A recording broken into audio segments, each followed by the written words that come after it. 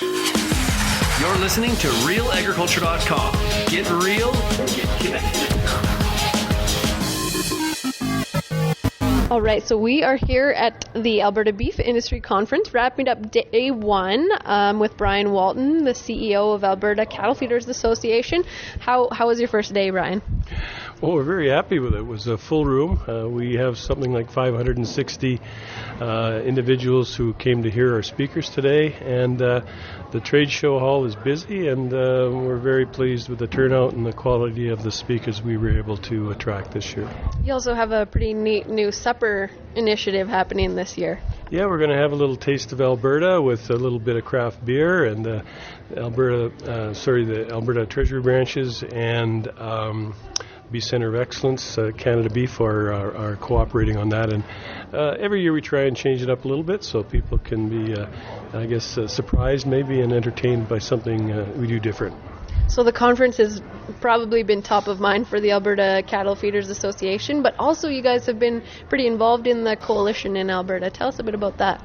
Well, there's two major groups. One is the Intensive Livestock Working Group that's been around since prior to my arrival here 9 years ago, and the Crop Sector Working Group has emulated what we've done on the livestock side. And we've been in conversation as a coalition, bringing other organizations and industry associations into this coalition to work on trying to bring a unified voice to the regulations that are to be constructed around Bill 6 on farm safety.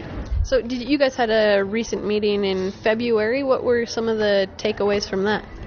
We had our first meeting was actually on January 22nd in this hotel in Red Deer, and it was really to, I guess, set the groundwork for how we would structure ourselves, what our priorities would be, where the concerns would be.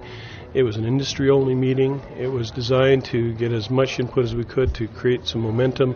The agriculture industry is funny in some ways because it's sometimes difficult to bring everybody to one point, but I think we've been successful. Our past chair of the Alberta Cattle Feeders is co-chair of that, as well as the chair of the Alberta Wheat Commission, and we're growing that out through committee work, and our next meeting is going to be here, I believe it's on March the 2nd. Okay, so the government recently announced that it would accept nominations for the technical working groups around Bill 6. Is the coalition trying to get nominations in or encouraging its various members? Yes, that's how we're trying to coordinate our efforts. We're trying to be constructive about how we're doing this. I think the major point I would make is this is about farm safety for all.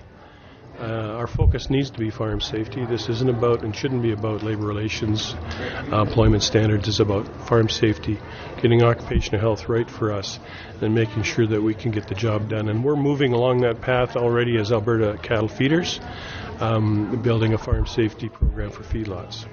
Now, you're also heavily involved in the National Cattle Feeders Association, and since I have you here anyways, let's talk a bit about the recent conditional approval for a tool for auditing animal welfare in feedlots.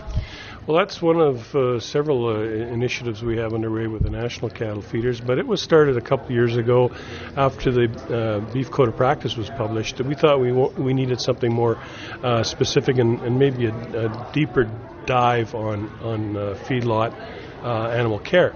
And we started a conversation with our packers and with retailers that were involved in constructing this tool. It's called, as you say, the Feedlot Animal Care Assessment Tool, and it received final approval from the National Cattle Feeder Board just yesterday. So what are the next steps for you guys then?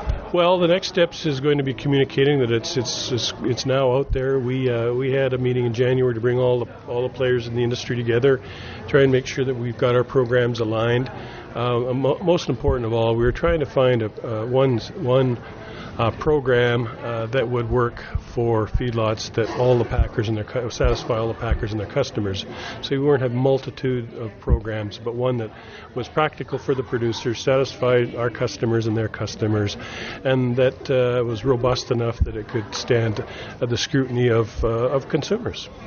Bryan Walton, I don't want to keep you from the craft beer and the amazing supper tonight, but thank you so much for joining us today on Real Agriculture. Well, come down for a beer. It's on the house.